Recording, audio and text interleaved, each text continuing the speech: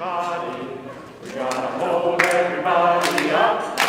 We gotta hold everybody. We gotta hold everybody up. Hold everybody up. Up, up. Hold everybody up. Up, up. Hold everybody up. Up, up. Hold everybody up. Good morning and welcome. Would you please rise in body or spirit as we join together in singing Hold Everybody Up. It's not in your hymnal. We'll just join together and the choir will help us lead. The words are, we gotta hold everybody, we gotta hold everybody up. All right? Let's join together. We gotta hold everybody, we gotta hold everybody up. We gotta hold everybody, we gotta hold everybody up. Hold everybody up, up, up. Hold everybody up, up, up. Hold everybody up, up, up. Hold everybody up. Just because you look like you and I look like me doesn't mean we can't be friends. You're not my enemy. We gotta hold everybody. We gotta hold everybody up. We gotta hold everybody. We gotta hold everybody up. Hold everybody up. Up, up. Hold everybody up. Up, up. Hold everybody up. Up, up. Hold everybody up. People all around the world sometimes feel so sad, but when others show they care, well, things don't seem so bad. We gotta hold everybody. We gotta hold everybody up. We gotta hold everybody. We gotta hold everybody up. Hold everybody up. Up, up. Hold everybody up. Up, up. Hold everybody up. Up, up. Hold everybody up. All right.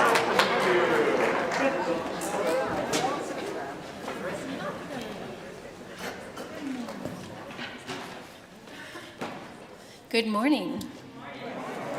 Hopefully you're a little more awake after that. Welcome to the First Unitarian Universalist Congregation of Ann Arbor, Michigan. I am the Reverend Cassandra Hartley, and I have the honor of serving this congregation as Minister of Community Life.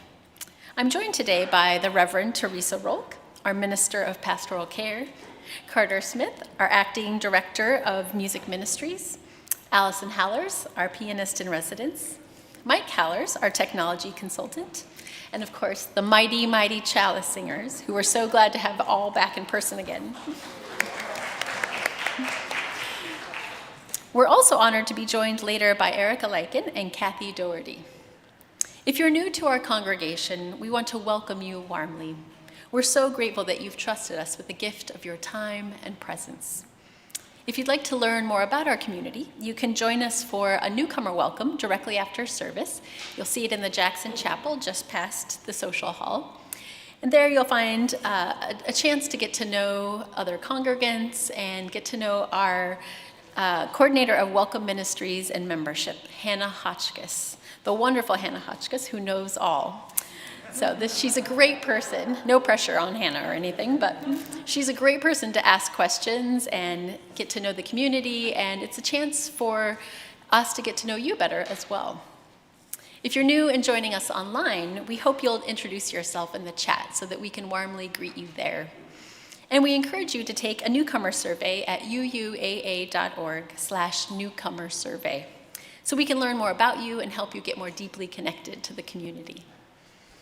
Today, we are continuing our exploration of this month's theme of courage by looking at how we can have the courage to step up and help one another, whether it's in times of crisis or just the less visible but still necessary daily work of holding a community together. As we move more deeply into our time together, I'd like to share one of my favorite poems by Marge Piercy that perfectly captures the spiritual work of helping. It's called To Be of Use.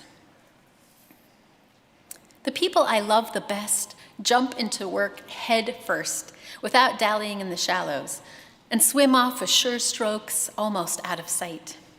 They seem to become natives of that element, the black, sleek heads of seals bouncing like half-submerged balls. I love people who harness themselves, an ox to a heavy cart, who pull like water buffalo with massive patience, who strain in the mud and the muck to move things forward, who do what has to be done again and again. I want to be with people who submerge in the task, who go into the fields to harvest and work in a row and pass the bags along, who are not parlor generals and field deserters, but move in a common rhythm when the food must come in or the fire must be put out. The work of the world is common as mud. Botched, it smears the hands, crumbles to dust. But the thing worth doing well done has a shape that satisfies, clean and evident.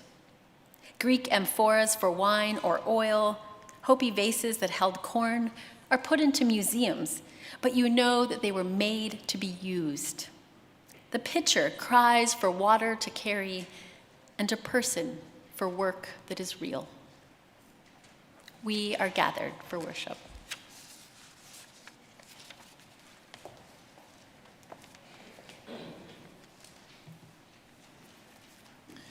Good morning.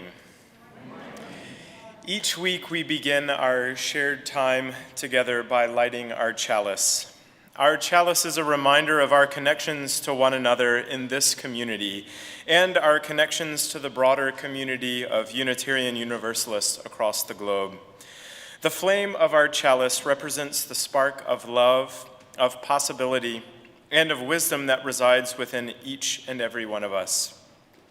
This morning, I'm pleased to invite members of our Pastoral Care team to the chancel to light our chalice.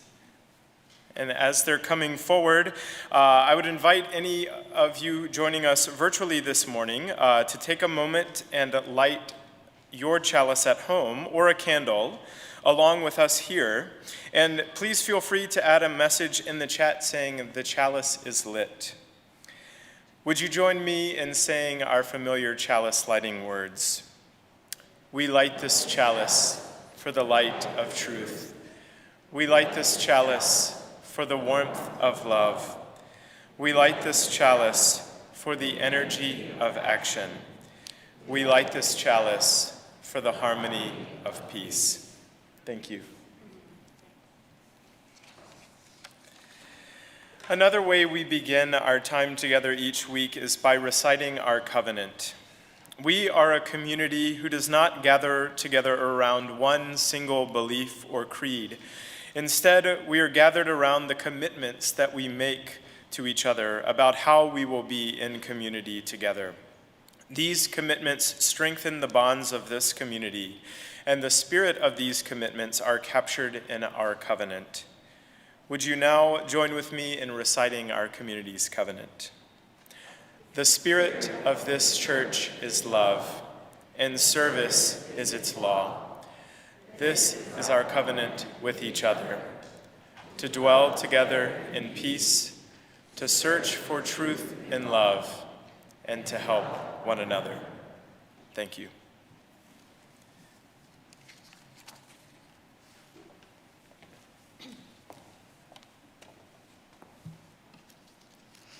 It's wonderful to see the members of our Pastoral Care team and know that there are so many more as well, all of whom ask every day, how can I help? It's a question that is central to our story this morning. It's a beautiful story called Just Help, How to Build a Better World. And it's by someone who knows a lot about helping, Supreme Court Justice Sonia Sotomayor. It's illustrated by Angela Dominguez.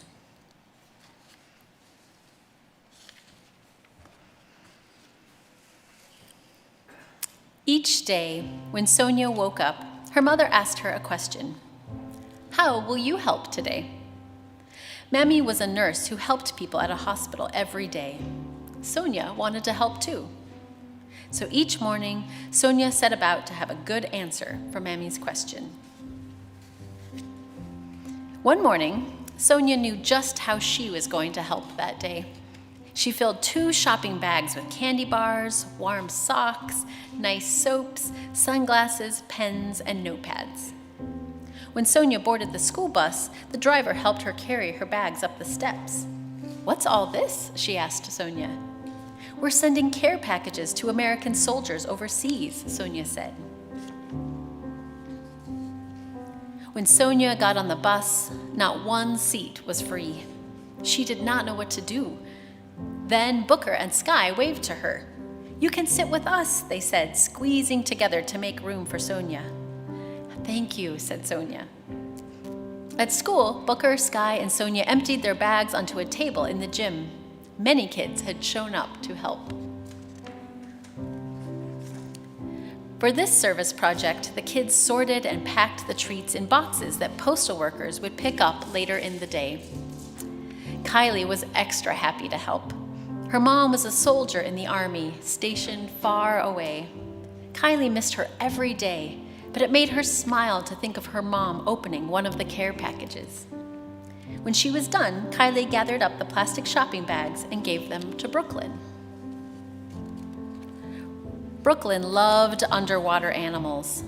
She was upset to learn that plastic bags humans dumped into the ocean made sea turtles sick.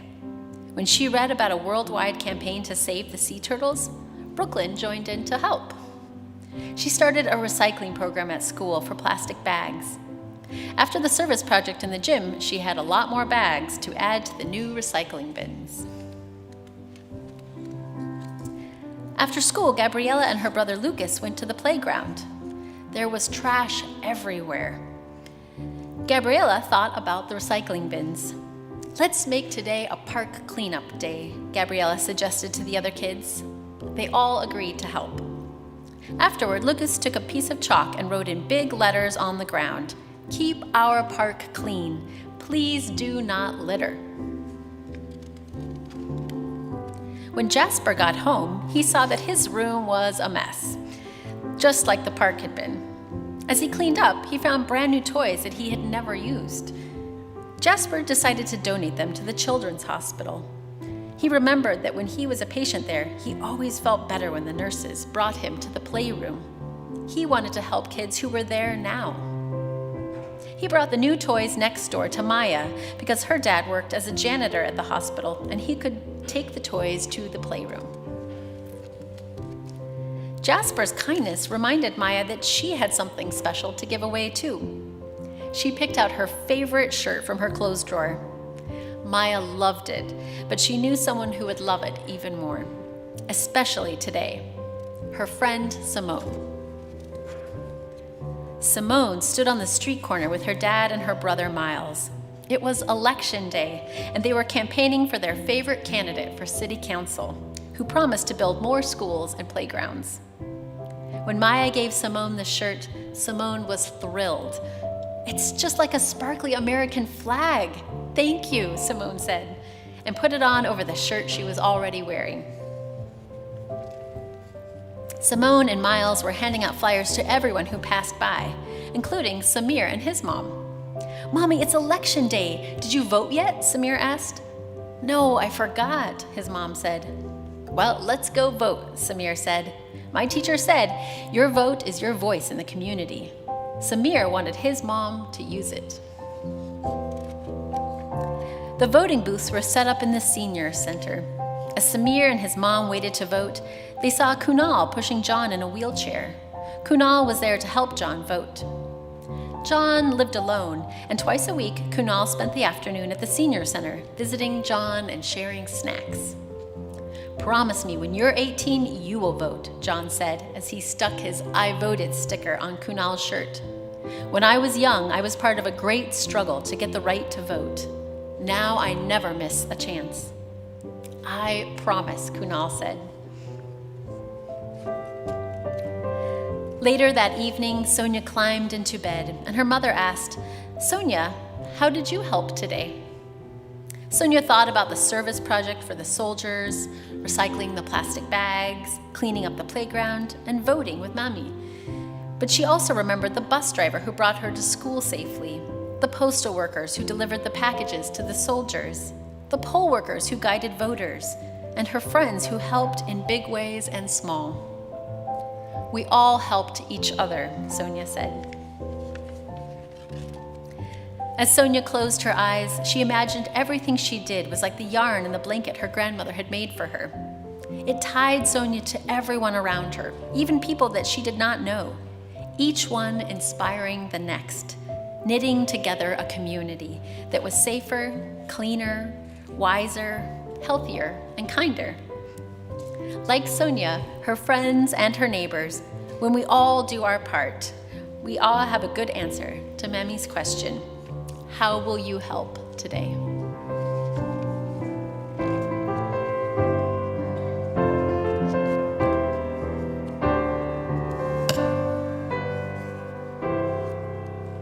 The end.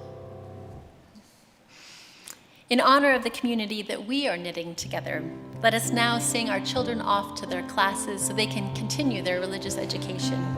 Let's send them with our love and care.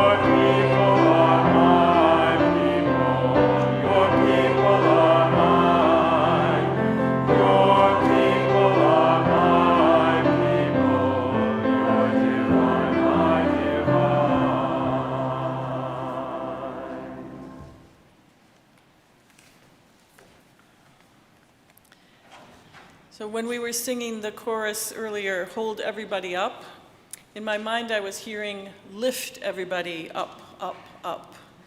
It could have been our official stewardship campaign song. But with or without a song, we are still in the month of our stewardship campaign, Lift Up. So please welcome Erica Lyken, who will offer this week's Lift Up testimonial. Erica.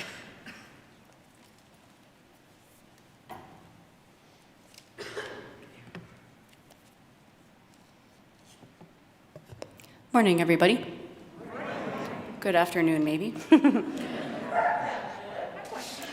So hello, my name is Erica Lyken. My pronouns are they, them, theirs. I'm a member of the Lay Worship Leaders Program, the Leadership Development Team, and I also co-lead the Racial Justice Art Group. As you likely know, our congregation came together in 2019 to 2020 to commit to 3 shared priority areas, one of them being anti-racism and anti-oppression. I'd like to share a bit about the impact that social and racial justice work at UUAA has had in my life and the lives of my family. The significance of a group of us coming together to say racial justice matters to us is something that aligns with my core values. While we might not all be on the exact same page, I know we're reading from the same book of shared values. I like seeing us take a deep look and consider things like a potential 8th principle for Unitarian Universalism, focusing on racial justice and the white privilege that some of us hold. The ability for open, honest conversation is an indicator of our willingness to show up for each other, even when the conversation is difficult or uncomfortable. The commitment to anti-racism and anti-oppression is strongly woven into our youth and SGD curriculum. As a parent, I know that there's a wealth of inspiration, information, and online content that UUAA has thoughtfully created, especially over the last 3 years. These are useful tools. I know that my desire to instill a strong sense of social justice in my child is supported by UUAA, both by the congregation and by individual friends and fellow members here. When I am looking for an inclusive book or video to share with my child, or a way to approach a sensitive topic or occasion, it's likely that UUAA has a program, a video, a book, or a resource to share, one that I trust. This is a congregation, a staff, and a group of lay leaders that gives tirelessly to each other and to the larger Washtenaw community. I experienced it time and time again, especially during COVID over the last 2 or 3 years. The ministerial team and the pastoral care team reached out to my family time and time again, sending flowers, a warm, cozy blanket during a moment of loss, wrapping our family in the love of this congregation. This is a spiritual home for me, and I in turn want to take good care of this home. I invest in its upkeep, knowing that it will provide me shelter for as long as I let it. Living my values requires a vibrant congregation here at UUAA. In order to have a vibrant congregation, we need our qualified and talented ministers and staff. We need technical tools and resources. We need our spiritual home and meeting space. In my mind, there is a direct tie between the financial support that I give as a member and the ability to really thrive as a congregation. Our UUAA community is currently in its annual fundraising season with a stewardship campaign theme of lifting up UUAA, because together we lift up one another in pursuit of our dreams. In this time of high inflation and increasing costs, our UUAA community will need greater financial resources in the next fiscal year in order to meet expense-related pressures.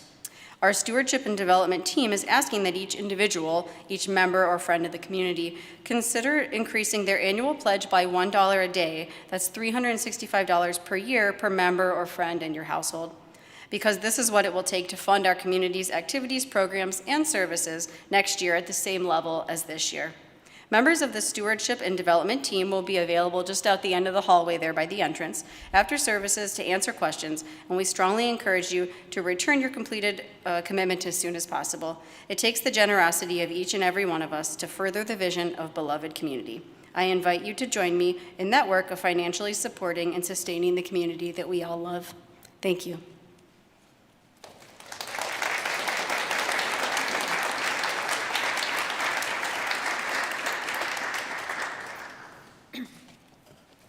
Thank you, Erica.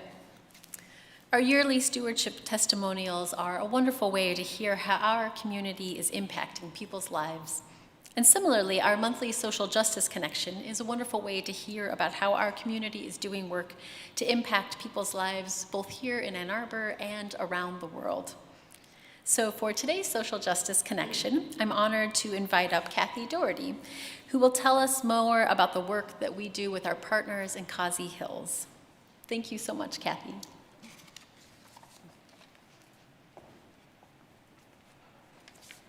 Good morning, everybody. I'm here before you this morning representing the dedicated group of people that nurtures the partnership our congregation maintains with a Unitarian primary school in the far northeast part of India, in the Khasi Hills.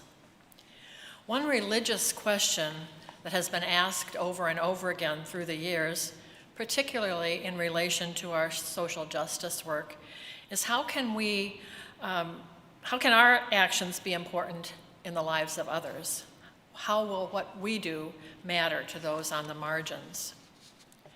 The partnership we have established with the Unitarian Lower Primary School at Makasiyam, a small village in northeast India, is one way we have answered those questions.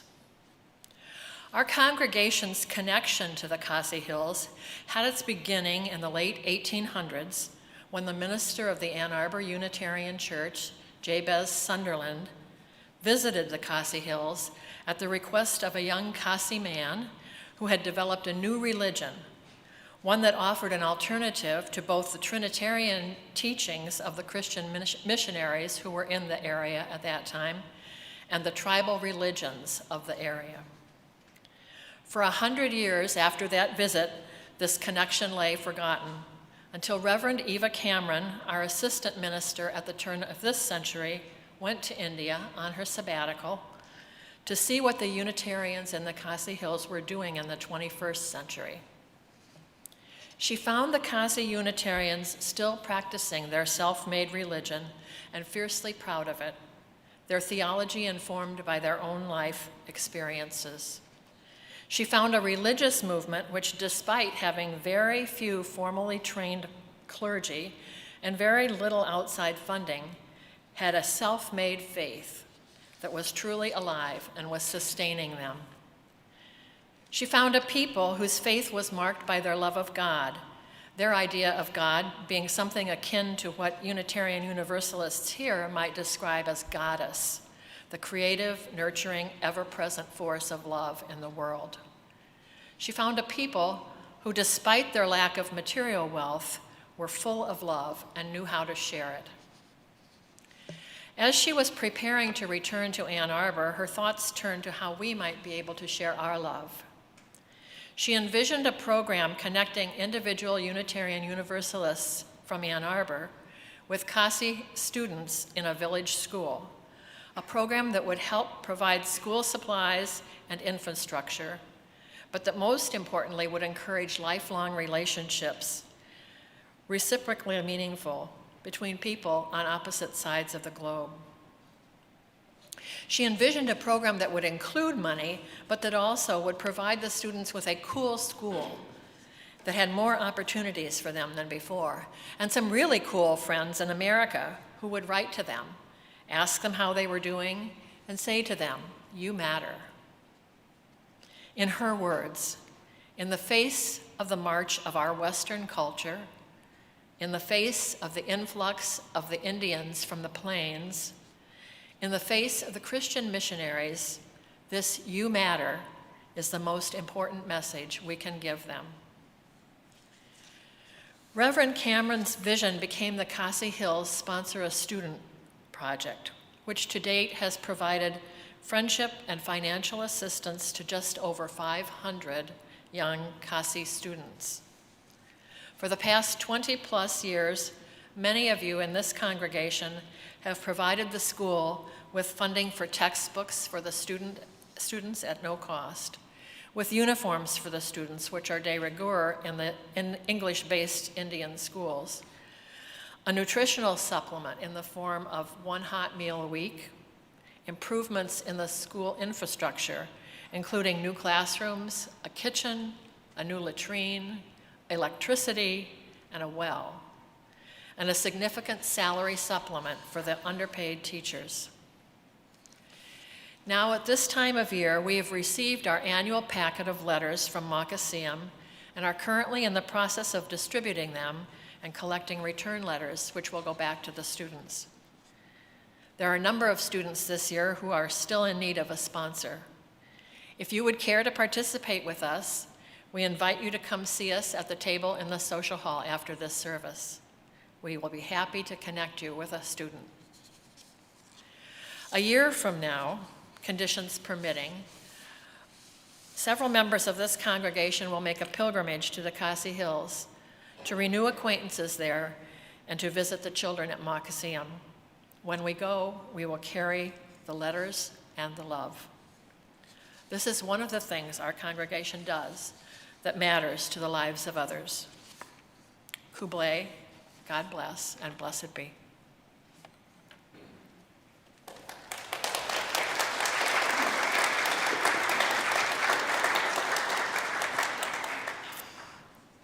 Thank you again, Kathy, and all those working with our Khasi Hills partners. It's an important reminder of how the simple act of giving and receiving can create deep connections and a lasting impact, even across vast distances. This is why one of the most important spiritual practices that we do together each week is taking up an offering. An offering is a reminder that when each of us gives of our time, energy, money, talents, and presence, we can create a community that can do so much more together than we ever could alone. If you'd like to give to support the work of this community, you can text UUAA to 73256. You can go to uuaa.org/giving, or of course you can leave checks or cash in the baskets as our ushers come forward this morning to collect our offering. As they do come forward, I invite you to give generously to keep building the connections that sustain us both far and near. Our offering will now be gratefully given and received.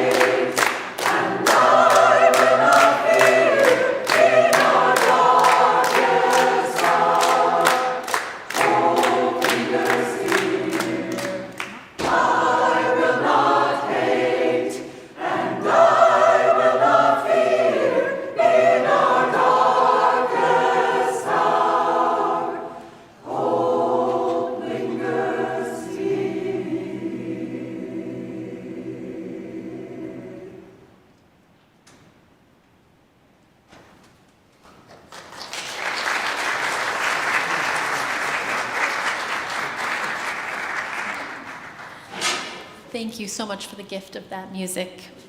And I invite us all to rise now in body or in spirit as our ushers come forward with this morning's offerings. As they come forward, I invite you to join me with the words of dedication. To the work of this congregation, which is weaving a tapestry of love and action, we dedicate our lives and these our offerings. Thank you.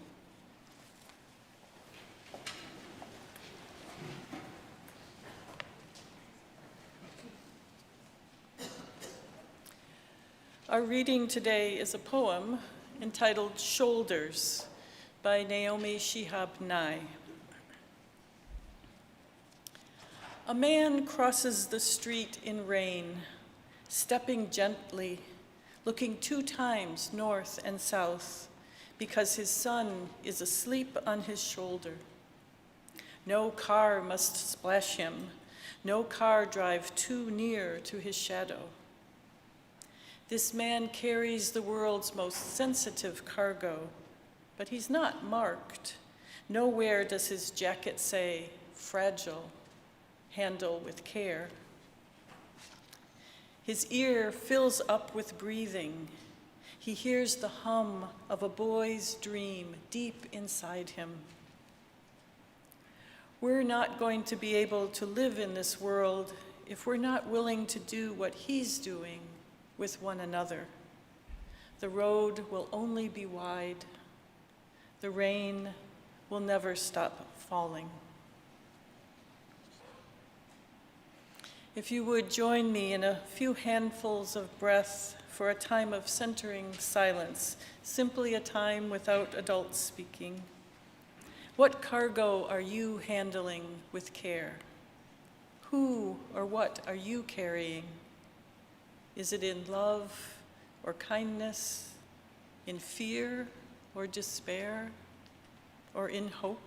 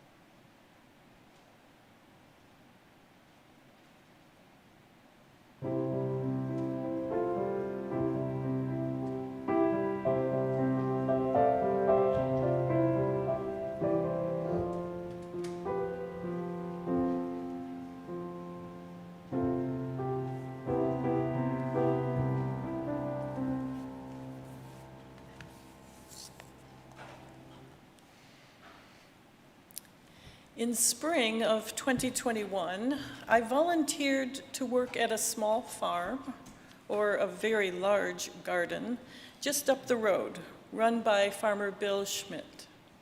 The Mindful Eating group at UUAA had a long history of working with Farmer Bill from spring until fall, as he provided thousands of pounds of fresh produce to food gatherers, a local food bank and food rescue program in Washtenaw County. I thought it would be a good way to go outside, do some exercise in a relatively safe space, as COVID and masking indoors was still very much present in our lives at that time. I learned on my very first volunteer shift that this was no small operation, that Farmer Bill knew what he was doing and knew what he needed help with, and was very particular about how things were done, because it mattered. What we did and how we did it in the spring affected what would be harvested 5 or 6 months later. Now, sometimes we volunteer to be in leadership positions because we like to run things. We have skills for leadership and talent for organizing others. And that's great because it's a need, especially in an organization that does not have a lot of paid staff. It can be a very rewarding way to spend time. And if you are a volunteer leader, how welcoming are you to new volunteers? Is our commitment to radical welcome visible in this context? I was struck by how Farmer Bill found appropriate tasks for any volunteer and instructed us on how to use the tools we needed and what to do with them when we were done, and so on. He could tell if someone wasn't able to lift heavy loads or had mobility issues. No matter, there was still always something he could find for them to do. Volunteering in a non-leadership position can be challenging but rewarding to us personally, especially if one is used to being in a leadership role. We can find it's humbling, it's freeing, it requires us to let go of some control and develop trust. This was a lesson seminary wanted to impress upon us new ministers in formation. In my first semester of study, a seminar course that the entire cohort took together required us to spend about 10 hours a week at a nonprofit, doing something we were not already familiar with, and we could not take on any leadership role.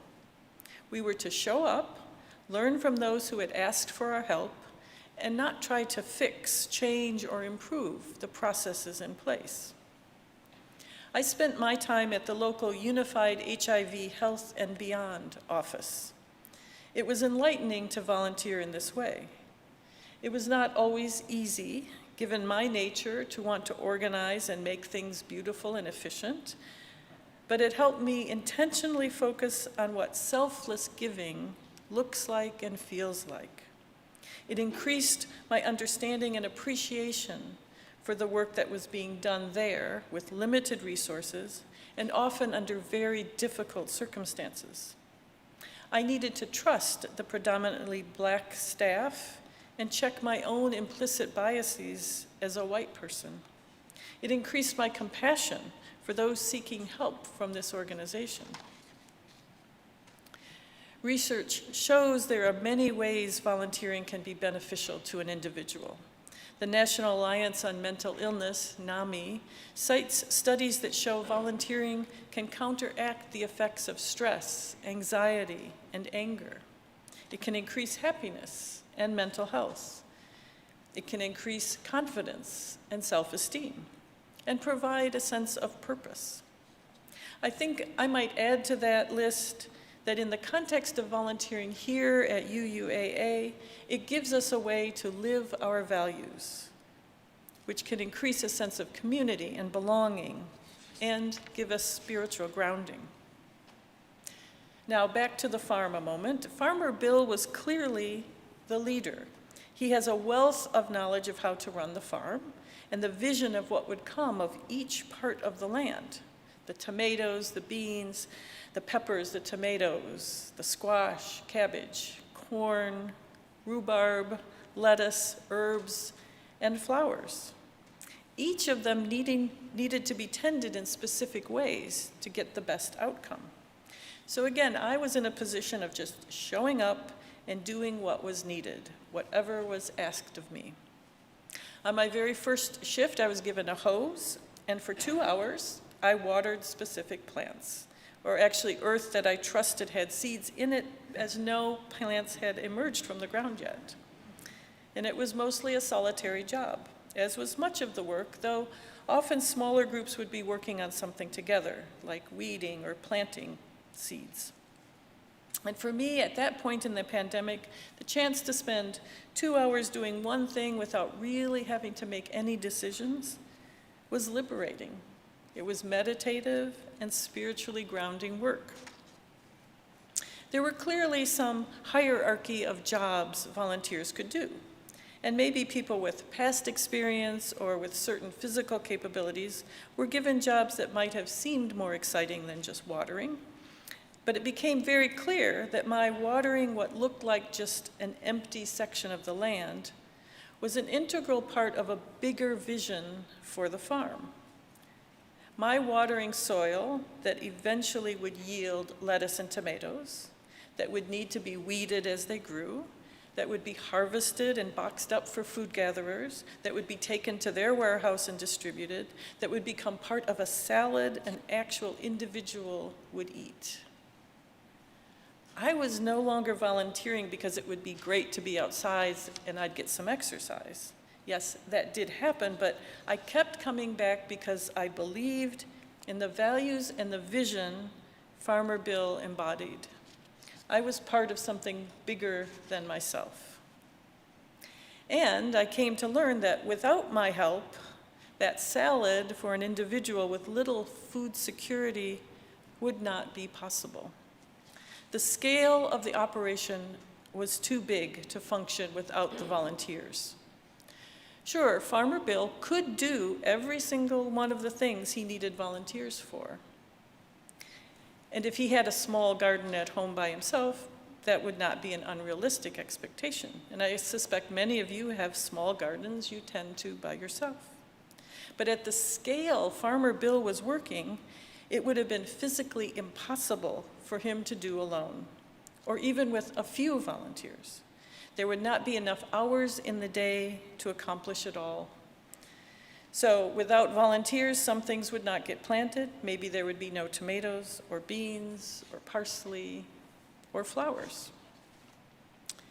When I asked Farmer Bill what he thought motivated people to volunteer, he said it was because they see the big picture, that they know their helping is for the common good.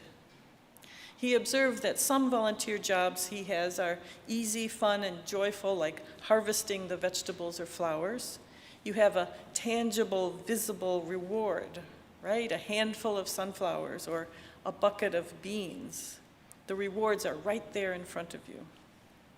But even when the rewards of the work is less tangible, the interaction volunteers have with each other is sustaining. He says there has to be a faith in the outcome, that in the end, there is belief that their work helps distribute blessings to the wider world, and in his case, through food gatherers.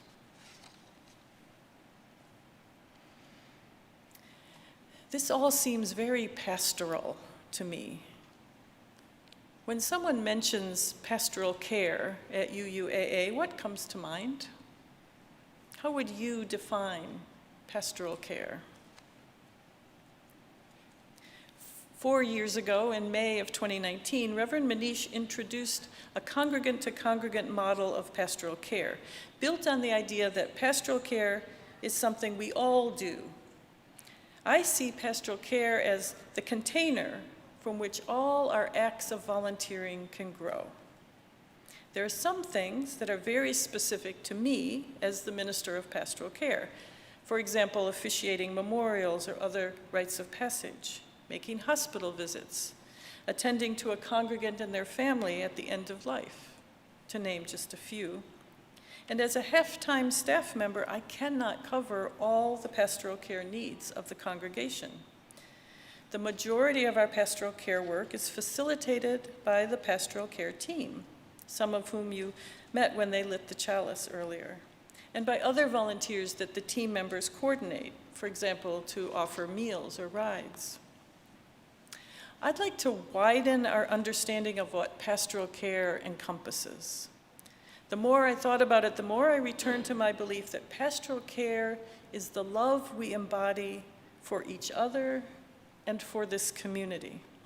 And there are so many ways to show that. My watering a garden is pastoral care.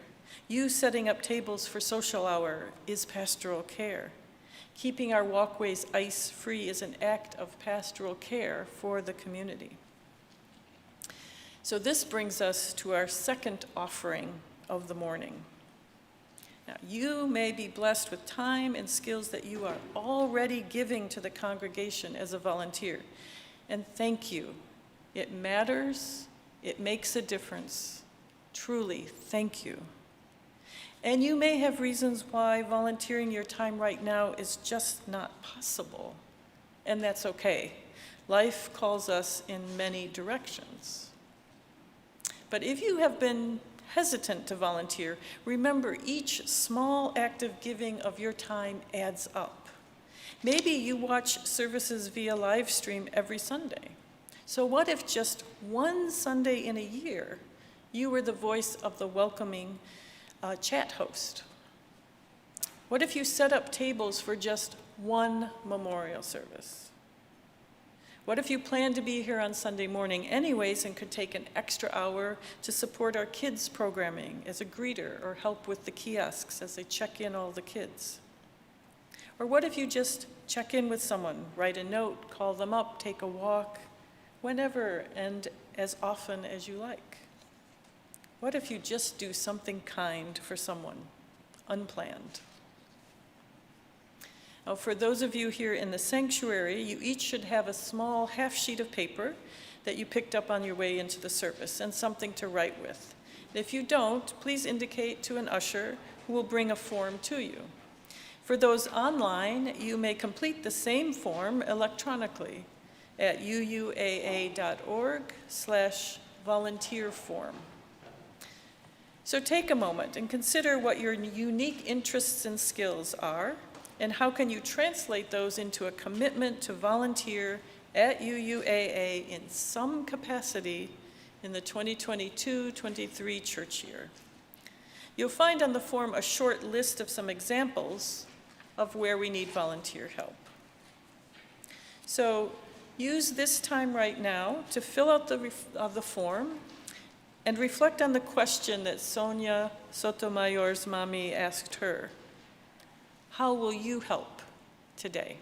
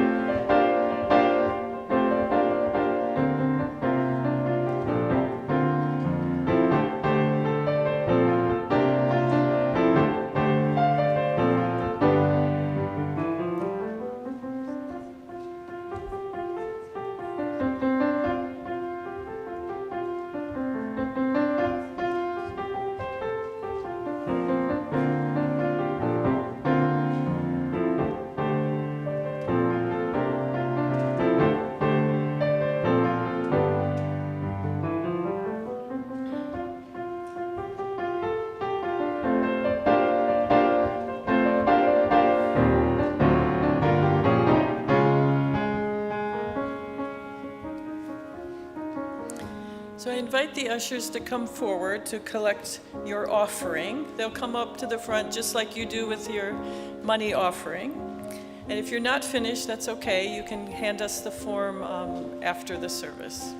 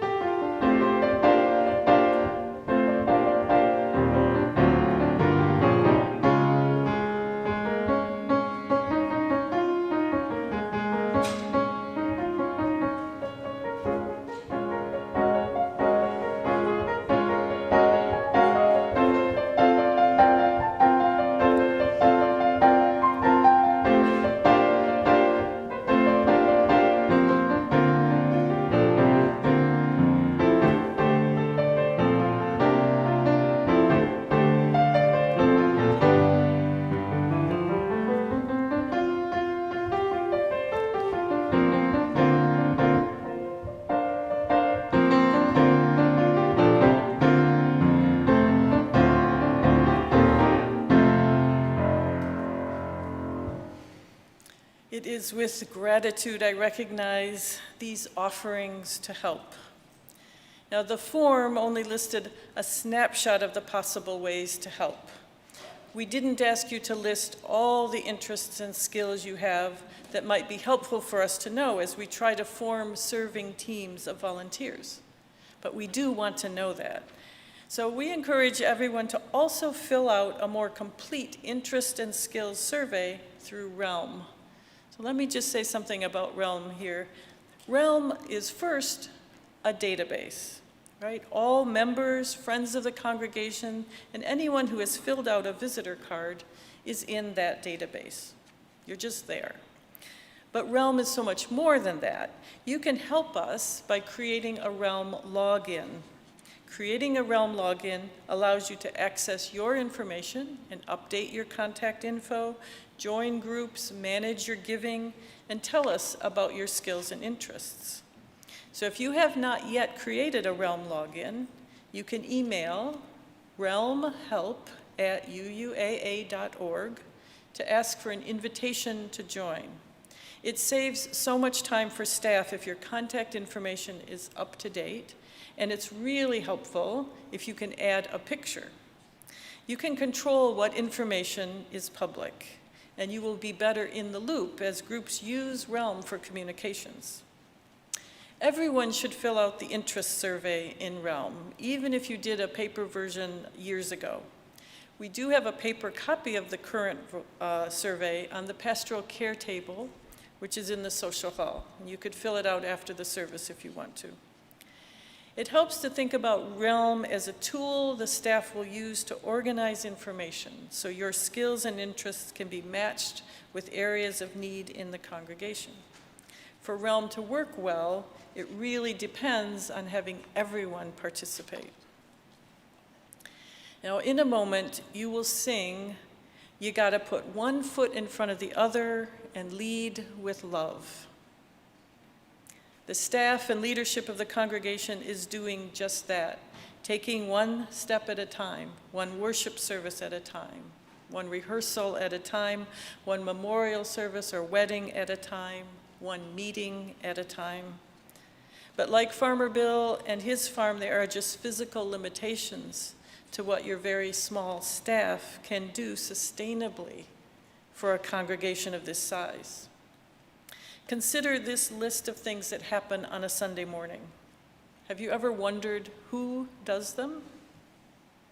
Unlock the door, put out the flag, turn on the lights, open up the office, start the coffee and hot water, set up donuts and other snacks, prepare name tags and masks, brief the ushers, set out hymnals and Kleenex boxes in the sanctuary, prepare the order of service, make space for kids on the carpet squares, rehearse the choir, set up microphones, start the live stream, run the cameras, respond to folks in the chat, be sure there are enough candles and the right ones are lit, welcome new folks, set up a space for the newcomer welcome, host the newcomer welcome, have tables in place for social hall displays, respond to emergencies like a leaking roof or bathrooms without toilet paper, set up tables in the social hall and set up SGD classrooms, check in the kids, and field questions about anything at any time. And this is not even a comprehensive list. And then think about what has to happen before the building closes at 2 p.m. This is every Sunday of just about every week of the year. In Marge Piercy's words, we do what has to be done again and again. Your commitment to help in whatever ways you can is essential now more than ever before, and it is deeply, deeply appreciated.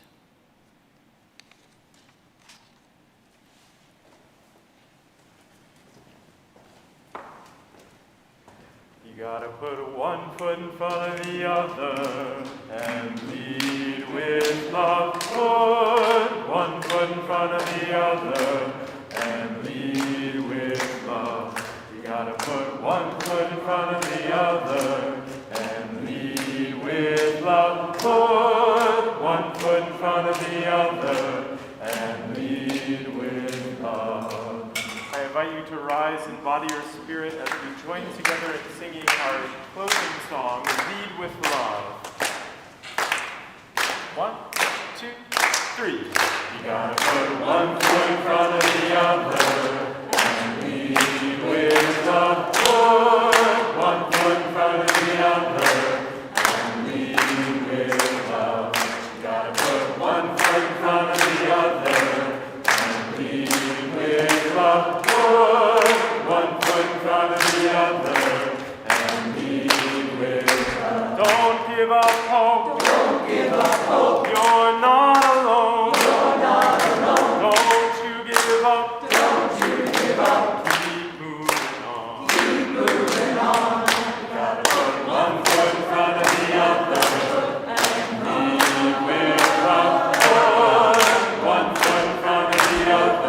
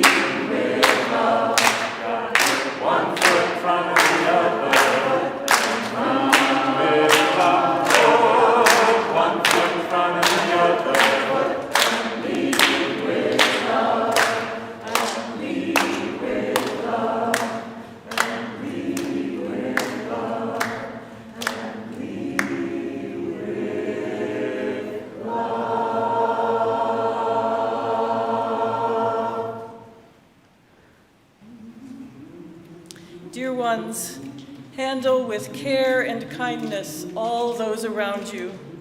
Know that you have within you the power to create the beloved community and sustain it with your offerings.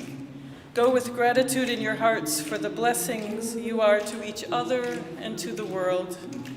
Go in peace and lead with love always. Amen. With the good, one foot in front of the